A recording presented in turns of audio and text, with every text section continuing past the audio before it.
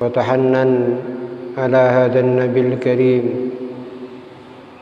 سيدنا وحبيبنا محمد وعلى آله وأصحابه أجمعين. قالوا سبحانك لا علم لنا إلا ما علمتنا إنك أنت العليم الحكيم. قال رب اشرح لي صدري ويسر لي أمري واحلل عقدة من لساني يفقهوا قولي. اللهم إني أعوذ بك أن أضل أو أضل أو أزل أو أزل أو أظلم أو أظلم أو أجهل أو يجهل علي. اللهم زدنا علما نافعا وارزقنا فهما. اللهم زدنا علما نافعا وارزقنا فهما. اللهم زدنا علما نافعا وارزقنا فهما. وقال المصنف رحمه الله تعالى ونفعنا به وبعلومه وأمدنا بأسراره وبركاته في الدارين آمين. الإصلاح بين الناس والعدل فيهم.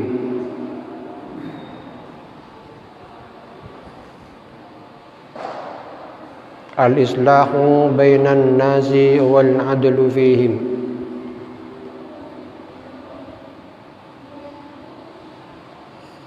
Intisari hadis yang akan kita baca pada sore hari ini adalah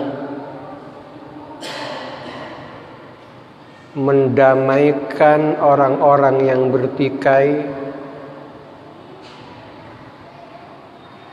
dengan cara yang adil,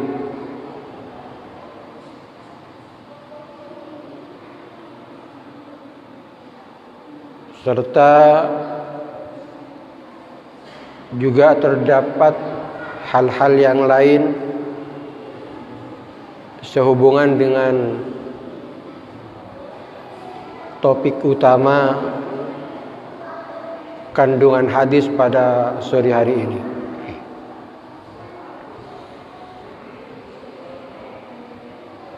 Hadis ini sumbernya sahabat Abu Hurairah yang diriwayatkan oleh Imam Bukhari dan Muslim.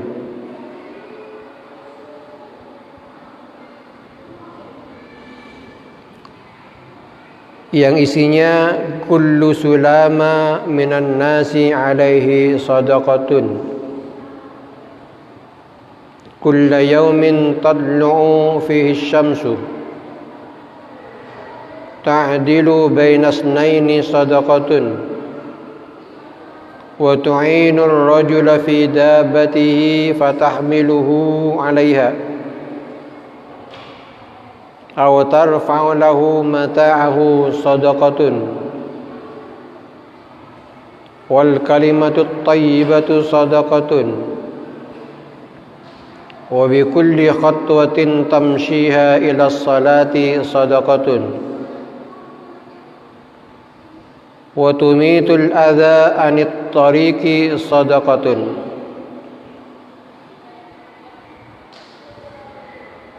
Setiap persendian yang dimiliki oleh setiap orang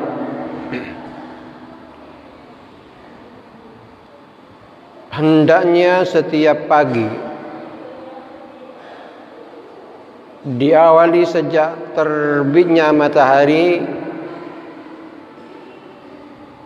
persendian tersebut disyukuri dengan cara bersedekah.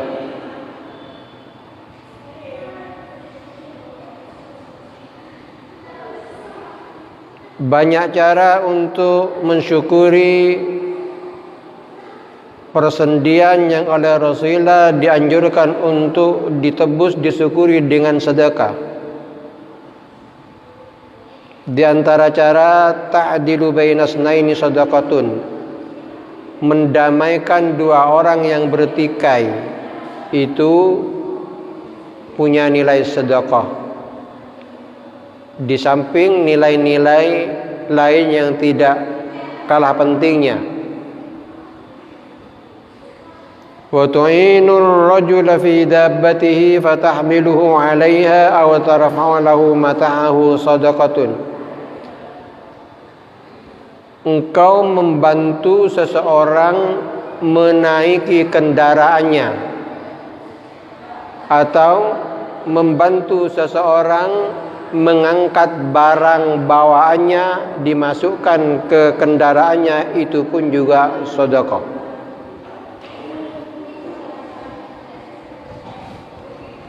Itu anak lu keluar.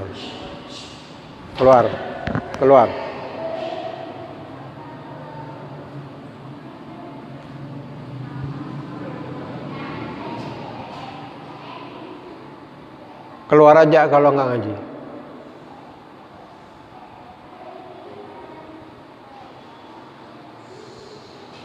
Wal kalimatut thayyibatu shadaqatun. Perkataan, ucapan, pernyataan yang baik itu adalah sedekah. Wa bi kulli khatwatin tamshiha ila sholati sadaqatun. Setiap langkah menuju pelaksanaan salat 5 waktu atau yang lain itu mempunyai nilai sedekah. Menyingkirkan barang-barang yang dapat mengganggu orang berjalan, menyingkirkan barang-barang di tengah jalan atau gang yang dapat mengganggu orang yang lalu lalang, itu pun juga mempunyai nilai sedekah. Hadis ini riwayat Imam Bukhari dan Muslim.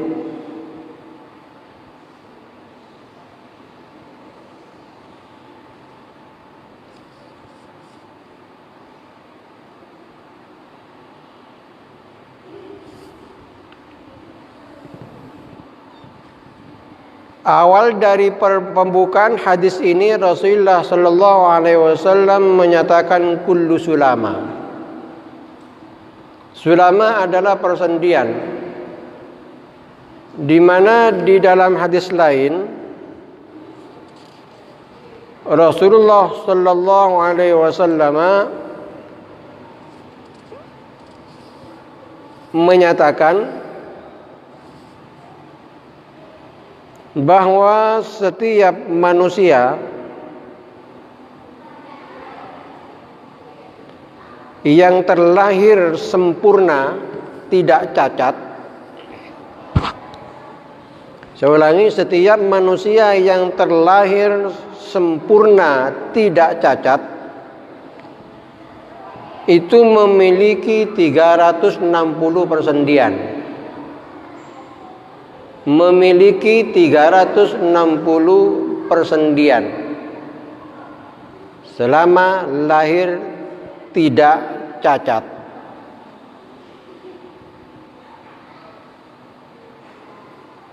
Yang kalau tidak keliru, hadis yang memaparkan tentang jumlah persendian itu diriwayatkan oleh Imam Ahmad.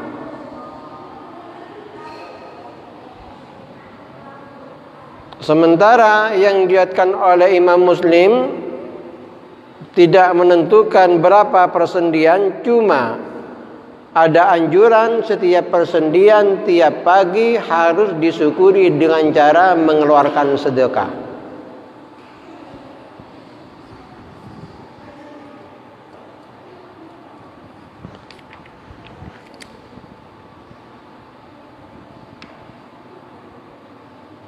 Apa tujuan Rasulullah sallallahu alaihi wasallam mengarahkan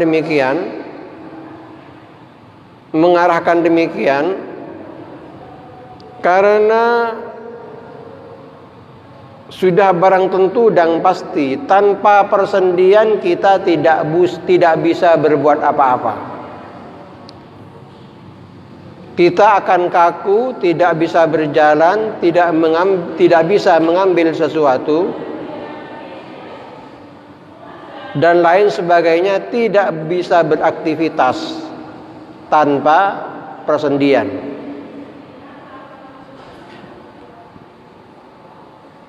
Oleh karenanya, persendian itu merupakan salah satu dari sekian banyak nikmat yang diberikan oleh Allah Subhanahu wa taala terhadap setiap manusia. Kalau itu nikmat, maka tentu dianjurkan kita untuk mensyukuri.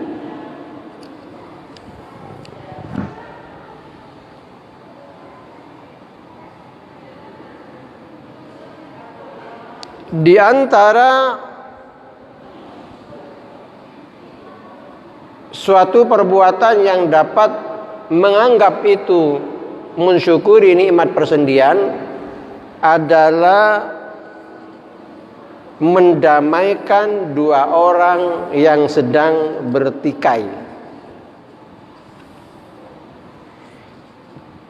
Dalam hadis ini Rasulullah menomorsatukan dari cara-cara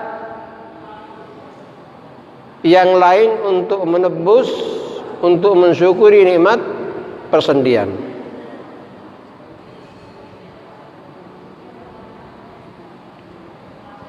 Kenapa dianggap sedekah? Innamal mu'minuna ikhwatun fa aslihu baina akhawaykum. Orang-orang beriman itu antara satu dengan yang lain adalah ada ikatan ikhwah. Maka apabila ada orang yang bertikai, orang beriman yang bertikai, bermusuhan, tidak akur, tidak kompak, apalagi dalam lingkup keluarga, maka perintah Allah fa aslihu baina akhawaykum. Orang lain disuruh untuk mengislahkan mereka, atau diri kita sendiri harus segera islah.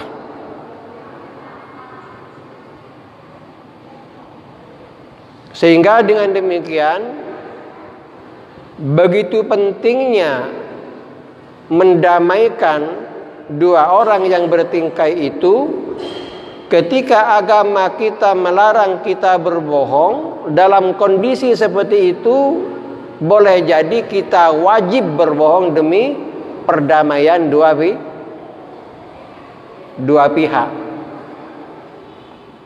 Jadi jangan berargumen dengan alasan ingin jujur, kemudian dari pihak A yang kesehariannya bermusuhan dengan pihak B, apa yang disampaikan pihak A disampaikan apa adanya, apa yang diomongin oleh pihak B tentang A disampaikan apa adanya. Ketika tegur kan harus jujur apa adanya.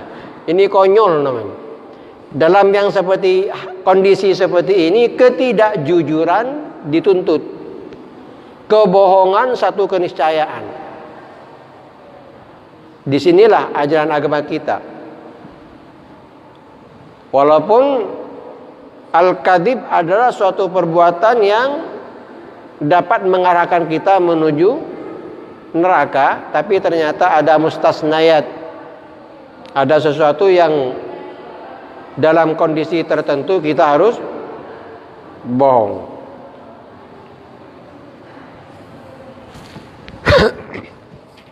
Ini kandungan hadis yang pertama. Ta'dilu bainas naini shadaqatun. Kandungan yang kedua adalah i'anatul rajuli fi dabatihi wa dzalika bi musa'adatihi fi sha'ni ma yarkab fatahmiluhu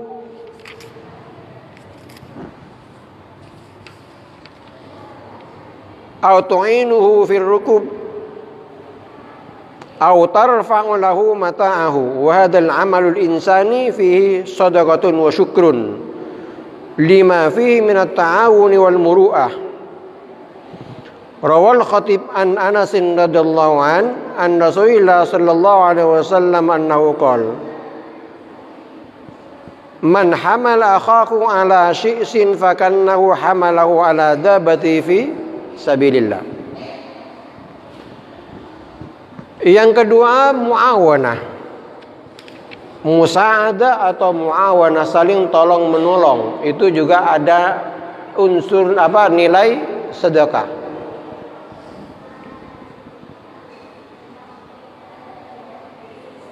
Kenapa Rasulullah SAW kau mendorong kita untuk saling menolong, tolong menolong antara dengan yang lain? Sebab sering saya katakan bahwa kita manusia sebagai makhluk sosial, kapanpun dan dimanapun tidak pernah dan tidak akan pernah hidup tanpa keterlibatan orang lain. Setinggi apapun pangkat seseorang, pangkat tersebut sulit bahkan mustahil untuk diraih tanpa keterlibatan orang lain. Sekaya apapun seseorang, kekayaannya sulit dan mustahil dapat diraih tanpa keterlibatan orang lain. Dapat kita bayangkan kalau kita hidup di tengah hutan belantara, tanpa adanya orang lain, apa yang terjadi pada diri kita?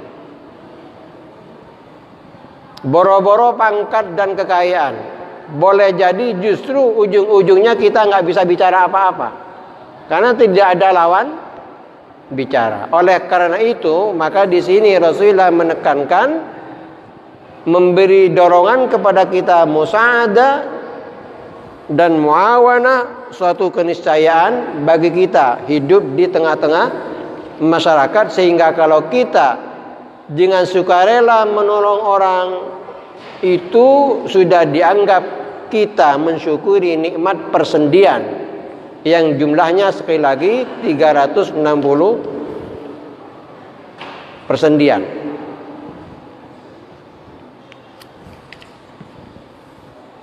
Berikutnya al-kalimatut thayyibah.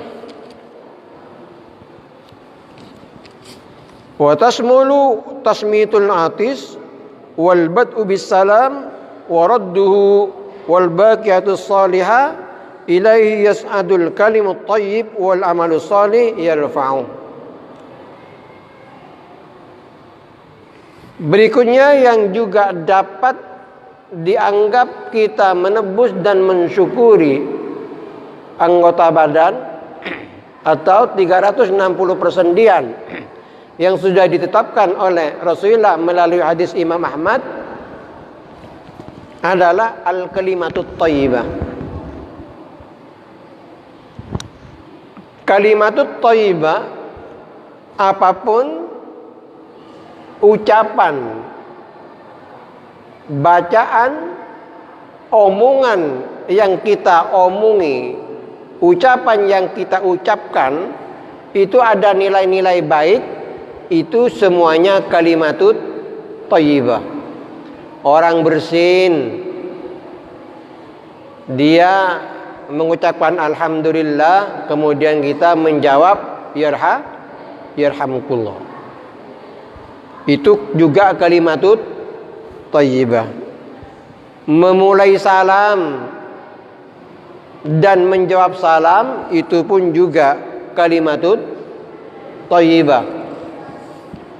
Yang perlu dan sepatutnya kita memasyaratkan kalimat-kalimat yang seperti itu, sehingga dengan demikian ala kulli halin wal kalimatut thayyibatu bittali tasmulu dzikrah wad du'aa wa tsanaa 'alal muslim bihaqqin wasyafa'ata lahu 'inda hakim wan nushu wal irsyadu 'ala at-tariq wa kullu ma yassara as-sami wa yujmi'ul quluba wa yu'allifuha. Ala kulli halin, semua kalimat thayyibah itu setiap sesuatu yang dapat menguntungkan diri kita, menguntungkan orang lain, menguntungkan dunia kita, juga menguntungkan akhirat kita. Zikir, kalimatut thayyibah, doa kalimatut thayyibah, memuji orang lain dengan benar, bihakin maksudnya. Sebab kadang-kadang muji orang lain itu ada tendensi tertentu. Sebetulnya tidak pantas untuk dipuji, tapi dipuji ada harapan di balik pujian itu bukan hak namanya. Bukan? Wasyafa'ala wa inda hakim, juga membantu saudara kita di depan pengadilan. Itu kalimatut thayyibah, tapi membantu yang benar. Apa dalam istilah pengadilan? Pembela ya, pengacara. Itu termasuk kalimatut thayyibah, tapi pengacara yang benar. Memang membela kebenaran. Katakanlah si terdakwa ini sebetulnya tidak melakukan sesuatu, cuma karena ada permainan di balik layar, kemudian pengacara harus tampil. Maka pengacara itu ada dua. Ada ingin menyelamatkan orang yang sudah jelas-jelas salah. Ya, itu jelas pengacara yang tidak ada untungnya. Bahaya yang seperti itu. Kalau non muslim, kalau orang muslim. Jadi membela sesuatu. Jadi kalau sesuatu memang salah, nggak usah dibela. Termasuk mungkin anak kita sendiri, orang tua kita sendiri. Kan sulit. Al-Quran surat An-Nisa menyatakan seperti itu, bahwa kita harus berbuat adil, termasuk kepada kedua orang tua dan kerabat kita. Sulit kalau gitu ya. Sulit.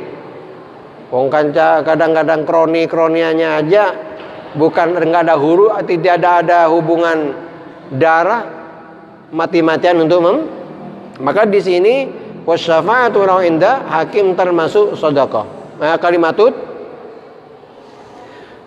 wan nusu wal irsyad 'ala thariq, memberi arahan kepada orang yang kesasar.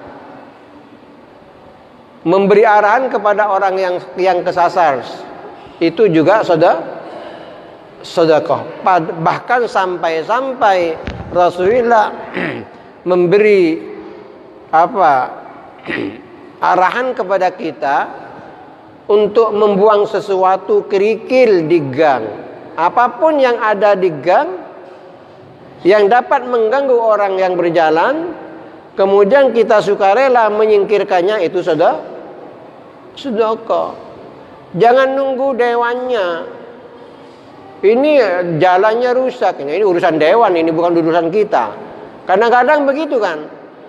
Jangan. Jadi kalau di depan kita ada jalan aspal yang rusak, segera kita aktif, gotong royong dengan masyarakat. Jangan nunggu dewannya. Ya kalau dewannya memang perhatian seperti itu. Kalau masih nunggu dilelang, ya kapan?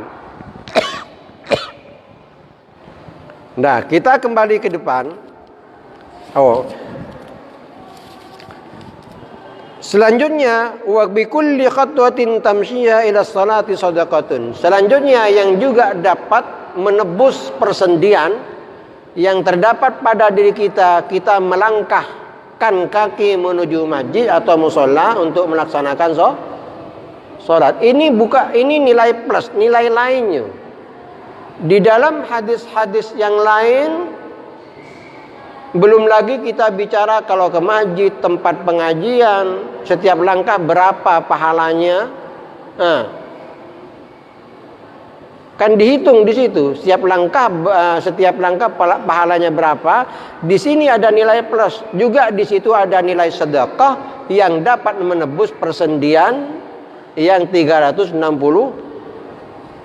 persendian. Jadi luar biasa. Sampai begini, ada seorang sahabat tempatnya jauh dari Masjid Madinah, jauh. di pinggiran kota. Di pinggiran kota. Orangnya aktif. Orang aktif walaupun jauh dari Masjid Nabawi, orangnya aktif 5 waktu ke Masjid Nabawi. Ketika ada teman-teman sahabat yang lain menegur dia, kenapa sih kamu kok tidak beli rumah dekat masjid saja? Kenapa sih kau tidak beli rumah di dekat masjid aja? Aku melihat kamu begitu istiqomah pergi ke masjid. Bahwa ya biar tidak tersiksa seperti itu, beli rumah di dekat masjid. Apa jawaban ini? Cerdas jawabannya. Justru saya lebih untung kalau punya rumah jauh. Ini orang yang punya kemauan tinggi. Jangan-jangan yang rumahnya depan masjid gak pernah ke masjid. Orang ini, manusia itu lebih sering, lebih banyak yang andai-andai. Seandainya aku dekat masjid, aku tidak akan pernah meninggalkan masjid. Andai-andai itu milik manusia. Seandainya aku kaya seperti dia, aku akan sedekah tiap hari. Seandainya aku dekat dengan masjid, aku tidak akan sholat di rumah, tapi di masjid terus. Seandainya aku hidup bersama Rasulullah, aku akan menjadi sahabat yang paling disenangi oleh Rasul. Belum tentu ketika hidup dengan Rasulullah bisa jadi dia menjadi Abu Jahal. Kan manusia andai-andai seperti itu kebanyakan. Makanya lau itu sangat dibenci oleh agama. Seandainya, enggak usah, jangan terlalu banyak seandainya. Orang yang terlalu banyak ngomong seandainya, andai kata, misalnya, ini tanda-tanda orang itu enggak beruntung. Apalagi lau dan seandainya itu diarahkan kepada sesuatu yang sudah terjadi. Waduh, jatuh, kecelakaan, patah. Seandainya kamu nggak bawa sepeda, kamu nggak jatuh. Seandainya kamu ikut nasihat ibu, kamu tidak jatuh. Seandainya kamu tidak ikut kakakmu, kamu tidak kecelakaan. Ini seandainya percuma ngomong begitu. Kok seandainya? Kok Allah sudah menginginkan seperti itu? Seandainya kamu tidak ikut ayahmu, nggak ikut ketabrak, nggak ikut kecelakaan. Seandainya anakku tidak ikut ayahnya pergi ke situ, nggak kecelakaan, nggak mati. Jadi dia lupa bahwa segala sesuatu termasuk usia itu yang menentukan Allah Subhanahu wa Ta'ala. Seandainya kamu nggak keluar rumah, kamu tidak bakal kena corona. Seandainya ini nggak benar ngomong seperti itu. Seandainya kamu mengikuti protokol kesehatan, kamu tidak kena corona. Ternyata yang menyarankan mengikuti protokol kesehatan, Ibu Khofifah kena di mana itu loh? Nah, jadi seandainya itu enggak etis diucapkan. Ya. Jadi kembali kepada masalah cerita sahabat tersebut tidak mau beli rumah dekat masjid karena jauhnya dia dari posisi masjid justru lebih menguntungkan. Sekali lagi, Anda pergi ke masjid, ke Baitul Ilmi, mengikuti kajian ini, setiap langkahmu adalah nilainya sudah berarti kita sudah mensyukuri nikmat persendirian.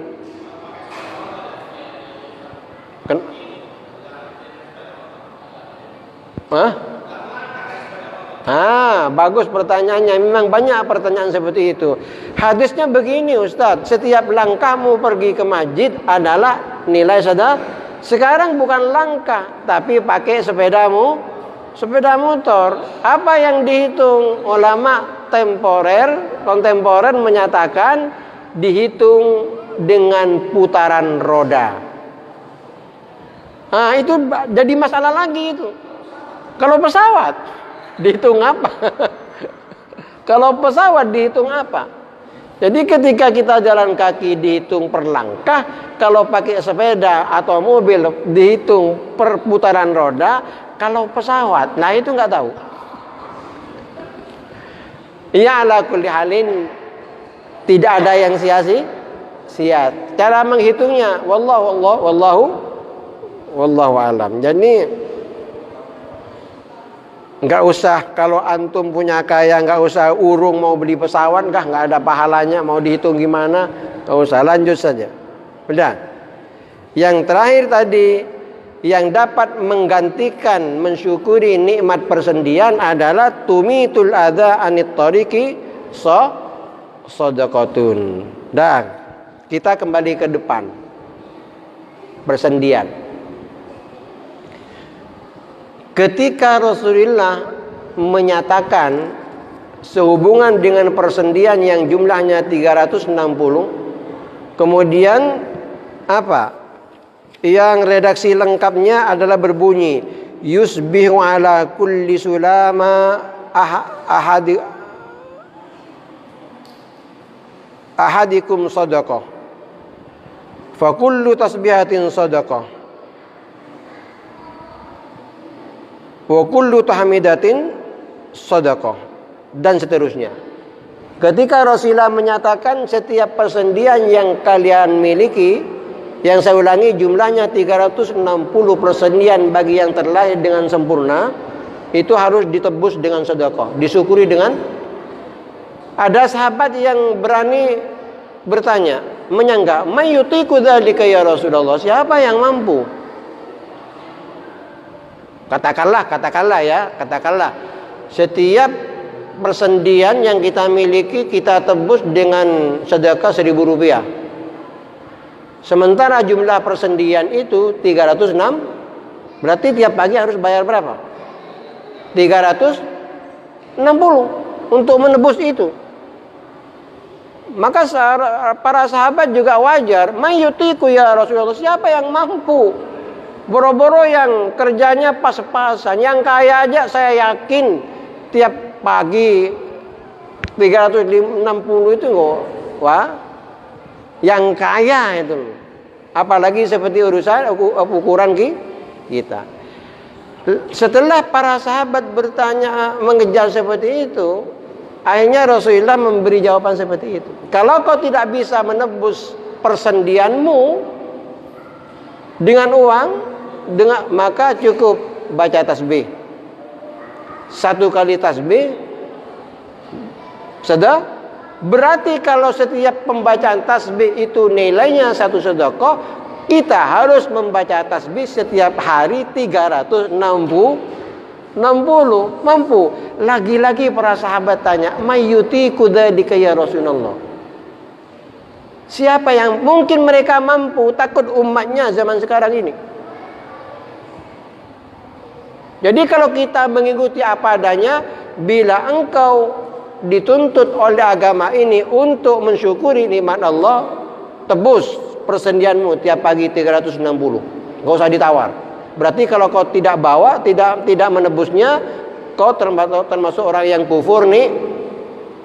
Atau pilihan yang kedua, baca tasbih tiap pagi 360. Kalau kau tidak baca tasbih tiap pagi 360, kau termasuk orang yang mengingkari nikmat. Wala in kafartum inna adzabi, subhanallah, bukan nabi kalau tidak mempermudah umatnya. Bukan nabi kalau tidak mempermudah umatnya. Apa kata Rasulullah? Wa yujzi'u min dzalika raka'atud duha yarka'uhuma. Sahabatku, engkau tidak bisa mampu membayar uang per hari untuk menebus 360 persendian. Iya. Kau pun khawatir tidak istiqomah menebus persendianmu dengan baca tasbih 360 kali, Pak. Apa jawaban terakhir Rasulullah? Yujzi'u min dzalika raka'at duha yarka'uhuma. Cukup lakukan salat duha 2 rakaat. Jadi dengan tiap hari kita melaksanakan salat duha 2 rakaat berarti kita sudah menebus 360 persendi. Kok bisa dengan salat? Kok bisa dengan salat duha dianggap mensyukuri nikmat 360? Sebab salat ini gerakan yang sudah diatur oleh agama. Setiap gerakan dalam salat ya itu adalah nilainya ibadah. Lain kalau gerakan di luar salat. Plus diartikan oleh para pemikir, salat itu adalah cara Rasulullah mengajarkan kita untuk kesehatan fisik. Artinya apa? Ketika dulu pada Orde Baru presiden kita mengolahragakan masyarakat dan memasyarakatkan olahraga, 1400 tahun yang lalu sudah diajarkan oleh Rasulullah dengan cara salat. Makanya dengan demikian, kalau salat duha ini dianggap sebagai mensyukuri nikmat persendian, ulama ahli hikmah menyatakan orang yang istiqomah salat duha dapat memperlambat penuaan kulit tulang, dapat memperlambat keroposnya tulang dan persendian. Kan kita sudah terlanjur salah kaprah. Apa? Ngapain salat duha? Ingin rezeki lancar. Ngapain salat duha? Banyak hutang. Salah, tidak salah seperti itu. Memang ada riwayat kok. Tapi kalau kita melaksanakan salat duha dengan alasan karena rezeki macet, khawatir kalau rezekinya sudah lancar berhenti salat duha itu. Kalau salat duha hanya dipahami merupakan salat yang dapat memperlancar rezeki, khawatir yang kaya nggak usah salat duha.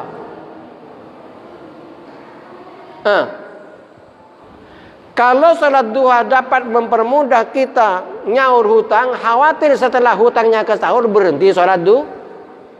Tapi kalau kita mengikuti arahan hadis Muslim ini, bahwa salat duha itu dapat dianggap mensyukuri nikmat persendian, kita kapanpun tidak akan berhenti salat duha. Bahkan kalau perlu menganggap salat duha wajib untuk saya. Kenapa? Sebab saya punya persendian, dan persendian saya selalu saya manfaatkan sampai saya mati. Kalau persendian ini selalu nempel, selalu saya butuhkan sampai mati, berarti saya tidak boleh berhenti salat duha.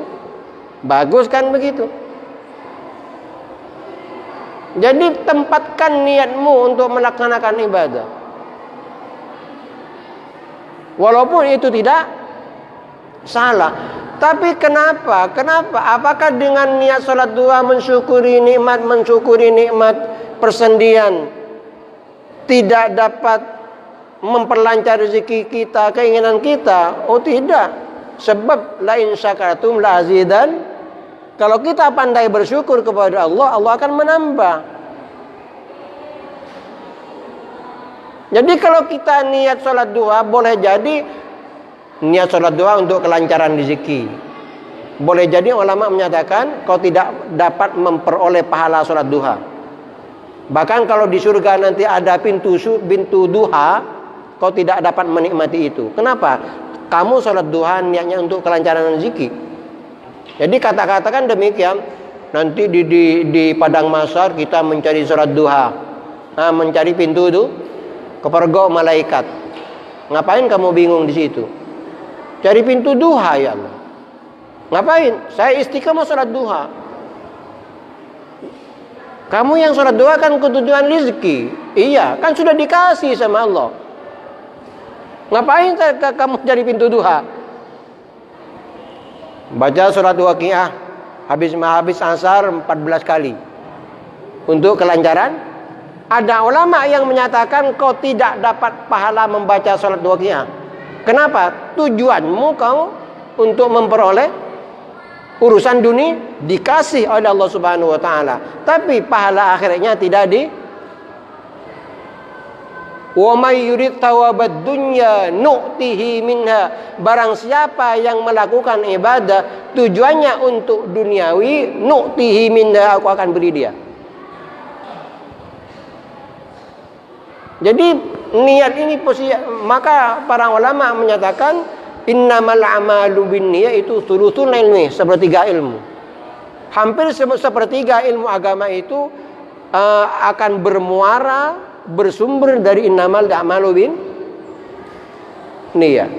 Jadi pada hadirin Bapak Ibu sekalian yang saya hormati, kesimpulannya pada sore hari ini adalah sebagaimana temanya al-islahu bainan nas wal adlu fihim. Kesimpulannya bahwa untuk mensyukuri nikmat persendian yang 360 persendian bagi orang yang terlahir sempurna, tidak harus apa yang disampaikan oleh Rasulullah secara tekstual, tapi milih salah satunya mana yang kita mampu. Di antaranya pilihan pertama, mendamaikan orang yang bertikai. Kedua, membantu orang. Ketiga, omongan yang baik. Omongan yang keempat, sering-seringlah belajar melangkahkan kaki menuju masjid dan mushola dan lain sebagainya. Jadi banyak cara menuju keridhaan, banyak cara untuk memperoleh cinta dan kasih sayang di Allah Subhanahu wa taala. Demikian yang dapat saya sampaikan pada sore hari ini. Mudah-mudahan akan menjadi kajian yang barokah, sehingga dengan kajian ini mudah-mudahan kita menjadi orang yang dekat dengan agama, melangkah sesuai dengan tuntunan agama yang dibawa oleh Rasulullah sallallahu alaihi wasallam. Aqulu qouli hadza wa astaghfirullah li wa lakum. Wassalamualaikum warahmatullahi wabarakatuh.